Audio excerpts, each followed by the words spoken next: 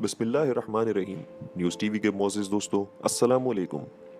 दोस्तों, इस वक्त की जो सबसे बड़ी डेवलपमेंट सामने आई है, उस पे जो रिपोर्ट आज आपको न्यूज़ टीवी देने जा रहा है, ये एक्सक्लूसिव रिपोर्ट है।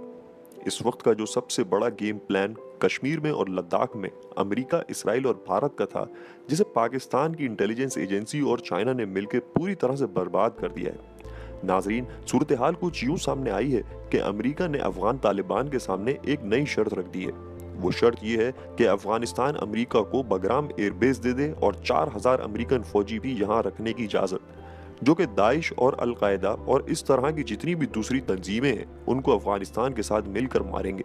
और साथ ही अफगानिस्तान को अरबों डॉलर भी दिए जाएंगे, जिससे अफगानिस्तान का इंफ्रास्ट्रक्चर बनेगा और इन अरबों डॉलर का कोई सवाल भी नहीं किया जाएगा। ये अरबों डॉलर अफगानिस्तान को कंपनसेशन के तौर पे दिए जाएंगे, जो 18 से 20 साल से अफगानिस्तान को नुकसान दौरान जंग हुआ उसके बदले। आप लोग भी ये सुनकर हैरान होंगे कि अचानक अमेरिका इतना रहमदिल कैसे हो गया कि वो अपने 4000 फौजी भी अफगानिस्तान में रखना चाहता है, जबकि डोनाल्ड ट्रंप ने कहा था कि 3 नवंबर के इंतखाबात के बाद 8400 फौजी अफगानिस्तान से वापस बुला लेगा। दोस्तों, यहाँ पे आपको इनका पूरा खेल और चाल समझ लेनी चाहिए। अफगान तालिबान इस वक्त मुकम्मल तौर पे चाइना के साथ राब्ते में है। पाकिस्तान के साथ अफगान तालिबान के ऑलरेडी राब्ते हैं और अब रशिया और ईरान से भी अफगान तालिबान राब्ते में आ गए हैं। ये सारी डेवलपमेंट और अमेरिका की इसराइल के साथ मिलीभगत चाइना और पाकिस्तानी एजेंसीज को पहले से ही मालूम थी। नाजरीन, असल में अमेरिका सीपेक प्रोजेक्ट पे नज़र रखना चाहता है और उसके खिलाफ मुस्तकबिल में इक़दामात भी करना चाहता है। दोस्तों, अचानक अमेरिका को ये ख्याल क्यों आया, इस बात को समझ लेना बहुत ज़रूरी है।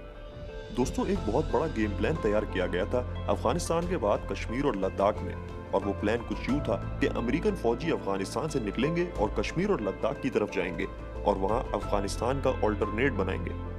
अमेरिका ने ये प्लान बनाया था, खास तौर पे इस सब का मेन ऑब्जेक्टिव था इसराइल और इंडिया। प्लान ये बनाया था कि कश्मीर और लद्दाख में अमेरिका और इसराइल की आर्मी बेसिस कायम की जाएंगी, जो कि आज से पहले कभी नहीं हुआ। दोस्तों, अमेरिका का मफाद इस सब से सिर्फ इतना था कि उसे एक ऑल्टरनेट चाहिए था अफगानिस्तान के बाद इस खित्ते में टिके रहने के लिए, और इसराइल का मकसद बेस बनाना, पाकिस्तान के खिलाफ कार्रवाई करना था। भारत बेवकूफ ये चाहता था कि इसराइल और अमेरिका की आर्मी बेसिस कश्मीर और लद्दाख में बन जाएं, तो भारत को चाइना को जवाब देने और पाकिस्तान को जवाब देने में मदद मिलेगी, और इस तरह भारत बहुत आसानी से आजाद कश्मीर और गिलगित बल्तिस्तान पे अपनी आर्मी डिप्लॉय करके कब्जा कर लेगा।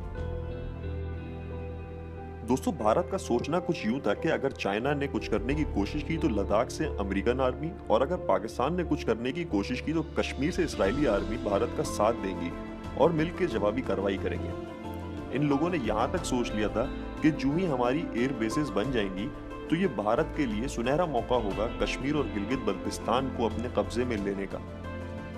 नाजरीन, अमेरिका और इसराइल ने मिलकर 4 आर्मी बेसेस बनानी थी कश्मीर और लद्दाख वाली साइड पे। असल में अमेरिका और इसराइल ने ये एयर बेसिस अफगानिस्तान के ऑल्टरनेट पे बनाने का सोचा था इस खित्ते में रहने के लिए। अब इस तमाम सूरत हाल में हमारे मुल्क का फखर ISI पूरी तरह से एक्टिव रहा और चाइनीज इंटेलिजेंस एजेंसीज भी पूरी तरीके से एक्टिव रही, और तकरीबन 10 महीने तक दोनों मुल्क और उनकी एजेंसीज मिलकर इस पे काम करते रहे। दोस्तों, चाइना अब बहुत आगे तक बढ़ चुका है। चाइना लद्दाख के इलाके में फिंगर 8 को क्रॉस कर चुका है, जबकि इंडिया फिंगर 2 तक वापस जाने पे मजबूर हो चुका है। दोस्तों, इंडियन मीडिया पे ये रिपोर्ट्स चल रही है कि चाइना से इंडिया की बातचीत हो रही है और वो 1 से 2 किलोमीटर दूर चला गया है। नाजरीन, यहाँ एक बात ज़रूरी से जान लीजिए, इंडियन मीडिया एक बहुत ही गलीज मीडिया है जो बहुत ही ज़्यादा झूठ बोलता है, अपनी आवाम को झूठी तसल्ली दे रहा है। चाइना कहीं नहीं जा रहा, बल्कि वो मजीद आगे बढ़ रहा है। दोस्तों, फिंगर 4 पे भारत की एक बहुत बड़ी और अहम बेस मौजूद थी, जो कि आहिस्ता आहिस्ता खत्म होती जा रही है। भारत, अमेरिका और इसराइल का प्लान ये था कि फिंगर 4 पे अमेरिका या इसराइल की तंजीमात मुकम्मल तरीके से लगा दी जाएंगी। दोस्तों, अब चाइना ने कुछ इस तरह का प्लान किया है कि लेह की जो सरहद है उसको कुछ इस तरह से मैनेज किया जाएगा कि LAC और LOC पूरी तरह से आपस में मिल जाएं। असल में पाकिस्तान ने जब कश्मीर को कायद आज़म की ज़िंदगी में भारत से छुड़वाया था, तो उसके बाद 1949 में अक़वाम मुत्तहिदा ने हमारा LOC बना दिया था, और चाइना लद्दाख पे कब्जा करने के बाद ये चाहता है कि वो LOC को हटा के पूरी तरीके से LAC और LOC को शारा कराकरम से मिला दे। नाजरीन, पाकिस्तान में भी अचानक कुछ इस तरह की बातें होने लग गई हैं कि गवादर एयरपोर्ट भी बनेगा।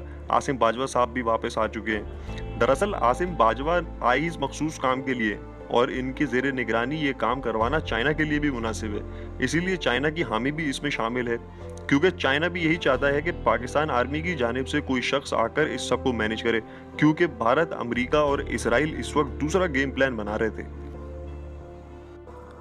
नाजरीन, चाइनीज मीडिया और सोशल मीडिया पे उनकी एक कहावत बहुत मशहूर है, जो तकरीबन हर जगह लिखी दिखाई भी देती है। तिब्बत हमारे हाथ की हथेली है, इस हाथ से अलग की गई उंगलियां अरुणाचल प्रदेश, सिक्किम, भूटान, नेपाल और अक्साई चिन्ह हैं, जिनको हमें दोबारा से एक करना है।